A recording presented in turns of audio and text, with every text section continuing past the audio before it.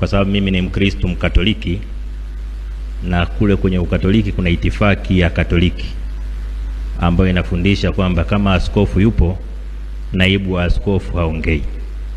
Kwa mtanizoea taratibu, leo rais yupo, kwa hiyo nitasema dakika moja tu, halafu nitamkaribisha Mheshimiwa Rais.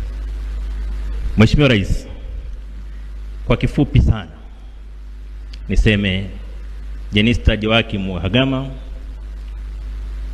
amekuwa mbunge kwa miaka 25. Amekuwa naibu waziri kwa mwaka mmoja na waziri kwa miaka 10. Nataka niseme bila mashaka kwamba Jenista Mhagama kwa kipindi alichotumikia kama mbunge wa watu wa Peramiho, wananchi wa Peramiho hawana malalamiko juu yake.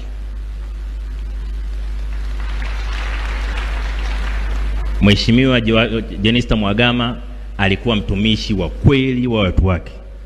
Alikuwa mnyenyekevu na alikuwa anapenda sana watu wake.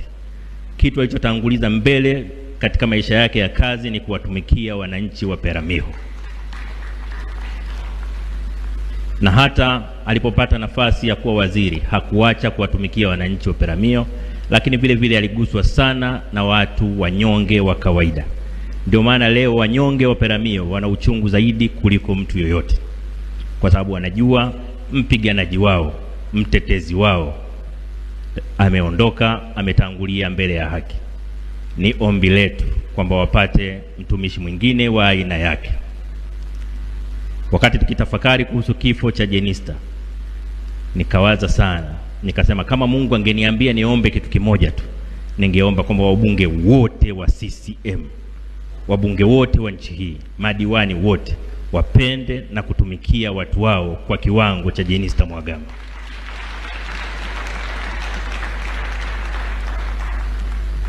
Tumeletwa duniani sio kuishi tu, lakini pia kutumikia wenzetu. Ni utumishi kwa binadamu wenzetu unaotupa heshima mbele ya Mungu na unaofanya watu watukumbuke kwa kazi tulizofanya.